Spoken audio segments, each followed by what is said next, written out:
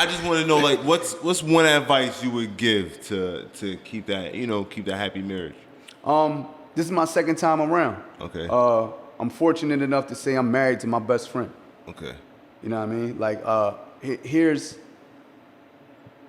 we've been married a little over a year now. We've been together for probably about 5 years now. Going on 5, right? I think the key element to what's going to make sure I'm successful this time around is the fact that I was working on myself before I met her.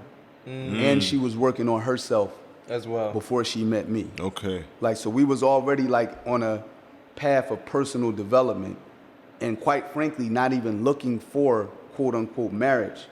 And I can honestly say that the creator, like God brought us together. Like I really believe that. I mean, like she's an amazing woman. Look, we come from 2 different religious backgrounds. Like, you know, I'm a Muslim. She's a Christian. She was really on her path. Like, you know, it was, she didn't date. You know, even when, like, you know, we didn't date in the beginning, like she didn't any of that. And we were friends in the beginning. It really was from an authentic place. And it's crazy. I don't even want to feel like I got it all figured out because I'm still learning my wife, like right now. Yeah. But the one thing I can honestly say, because people ask us this all the time because they say, wow, you guys make this look so, we did. You know, I approach this like I wanted, like anything else that I want to be successful in. You can't see it fail. Right, yeah. Like, you know, like what do we do when we say we're going to make something happen? Like you guys doing this podcast, wherever the commitment came from, it had to be a commitment first. You know what I mean? If you wanted to be successful, and to me, it already is. At some point in time, right? You guys have said like, all right, we don't know it all, but fuck it. Like we committed to being successful in this. That means we're going to step into this not knowing it all, and whatever happens, whatever failures along the way, keep going. We're not quitting. Keep going. Right. That's the recipe. We've been there. Right. We've been there a few times. Right. Like honestly, everything that you're saying, it resonates with me because, like I said, I don't know. I feel like I'm at a point in my life where all of that is hitting home. Yeah. In a sense, like it's like we're not even on the podcast. Like we're just having a man-to-man conversation right now. Yeah. Because it's like everything you're telling me, I'm going through that, and it's like. You've been through the relationships and you be like, you thought it was the one and you realize now you kind of have to start over because you are kind of, not even in a sense ruined, but you kind of backtrack from that last failed relationship. Because now you have to relearn yourself based off the things that came from that. Yeah. Because it brings things out of you sometimes that you don't even want. But in all actuality, it's not a backtrack. It's part of the process on to way to me having a successful marriage. Okay. Like I had to fail at that marriage to have a successful marriage this time around. I had to, you know what I mean? Even when, like it wasn't time lost or nothing. Like the crazy thing, I have a amazing relationship with my ex-wife now. Like a dope relationship. Yeah. Like we co-parent. It's like my wife, my current wife's son, spends the night at my ex-wife's house with my sons. So is it safe to say like that's dope? That's like, dope. Yeah, it's like, you know, it's still one family. Yeah, we still one family. Gotta be like, what the job ain't done, the partnership ain't done. We got these children. Facts. For life. You know what I mean? Like we got 4. I got 4 beautiful kids with a beautiful woman who is a friend of mine. Like you know, we just weren't right for marriage. And like it's crazy. Like we had to go through that, the turmoil, the hate, the mistakes, all the stuff that when you're in it. To realize later on and to come back and to have a conversation in our older, more wiser selves to be like, that wasn't it. Like, yo, we was young. Like, damn, like we didn't even, like knowing now, it's like, yo, what was we thinking? It was more like, what was we, like, why did we think that was like we're stupid. We did this before we did that and we did this. And it was like, yo, and we both was on the same page of, and that actually helps because it's a release of, you know what I mean? You still want the best. You can move on better. You can move on better that way because you don't feel like you're holding on to anything from the past. 110%. And then at the end of the day, like, you know, what we actually do, what we show our children is what they're going to pick up on. Yes. The kids do what they see. Yeah. Subconsciously at all times. Yeah. Like you can tell your kids all the time, hey, you know, you could be anything you want to be in life, but if you ain't trying. If you're not a reflection of your words. Right. If daddy ain't trying to be all, he could be, mommy ain't trying. Like, yo, you settling, but you telling me I can go to the moon. Like, but you settling. I'm watching you settle. Facts. I'm watching you be unhappy every single day. Facts. Unhappiness is the norm now. Facts. You know what I mean? Facts. This is what we go through. And just to segue that into how we got into this business, you know, I wanted nothing to do with the business. I just wanted to support a friend. I started losing weight. I started bringing people around. We had this movement. The fit camp started like growing. Like we started off with, we always tell the story, 5 people in a patch of grass. That's how we used to say it, right? And in the beginning, it wasn't sexy. In the beginning, like, you know, we went to, you know, like the outside world, or the quote unquote, the personal trainers and stuff. They used to look like, oh, they don't know what they're doing. So it went from laughing at us to hate to how can I get down? Like, you know what I mean? Because the movement just was that powerful. Like, man, I mean, if you follow the social media, you see the crowds that man.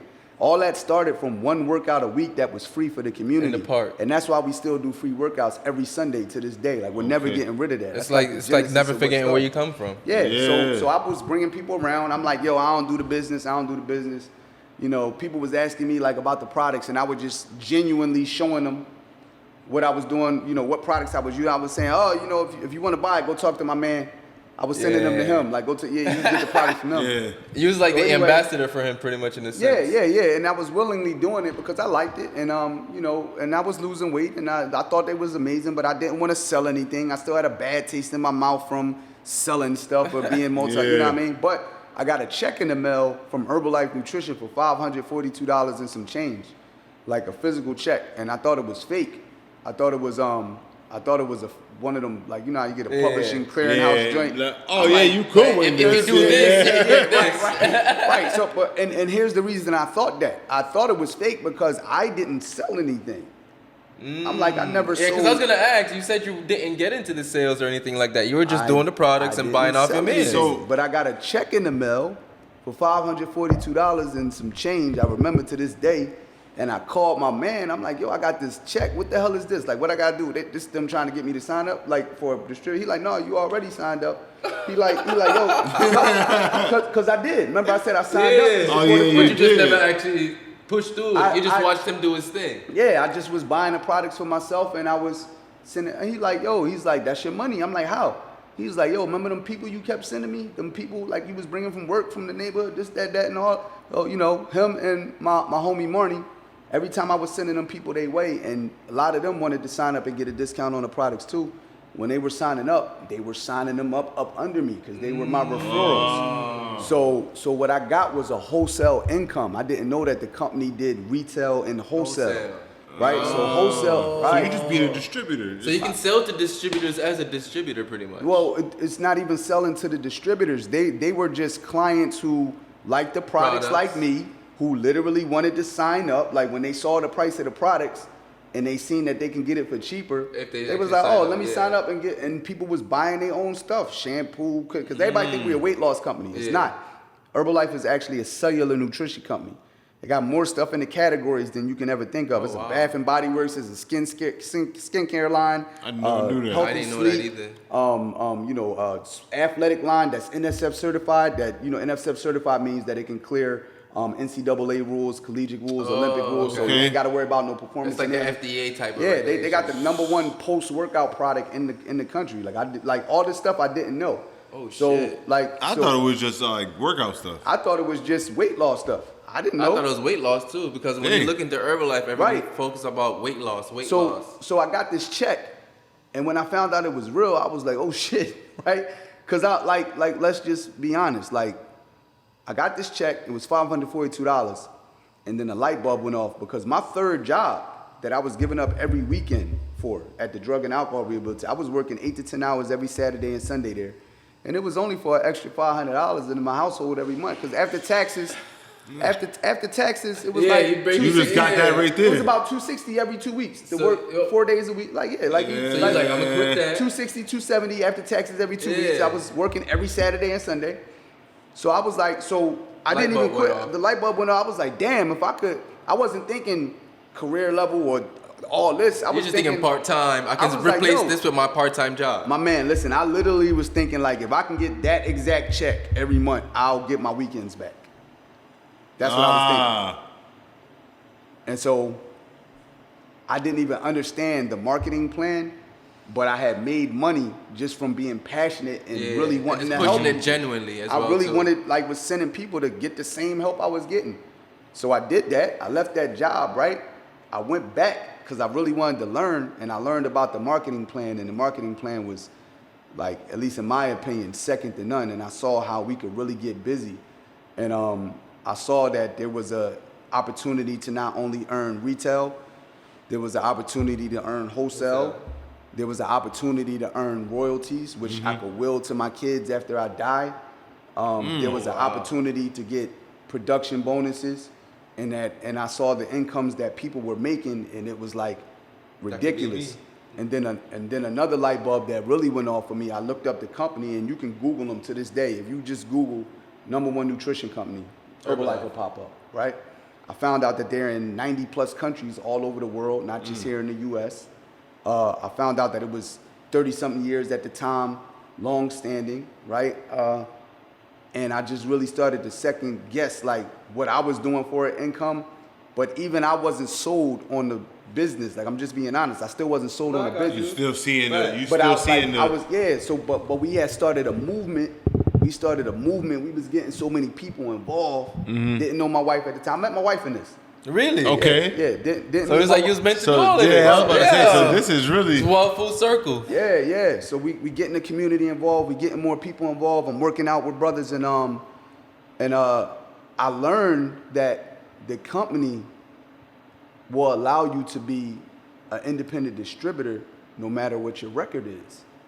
So you can have a felony and still do this business. Okay. Right? It's a lot of multi-level marketing companies, life insurance and things that Don't let can't you Won't do that. even touch if you. you got a felony, you can't do it. This company doesn't care. All they care about, they don't care about what you right. Are you willing to operate on integrity, stay within the rules of the company? And when I heard that, I made it my mission, because how many brothers do y'all know? The ex-cons. With felonies. So you kind of made like a program out of that for them. I mean, I didn't call it a program. But that started to be my You putting aim. people on. You still putting people on. Somebody I met along the way inside of this, but through my man Naeem, a good brother by the name of Jabril, they call him Beast. You know what I mean? That's from his past or whatever. Who was heavy in the streets, heavy prison record.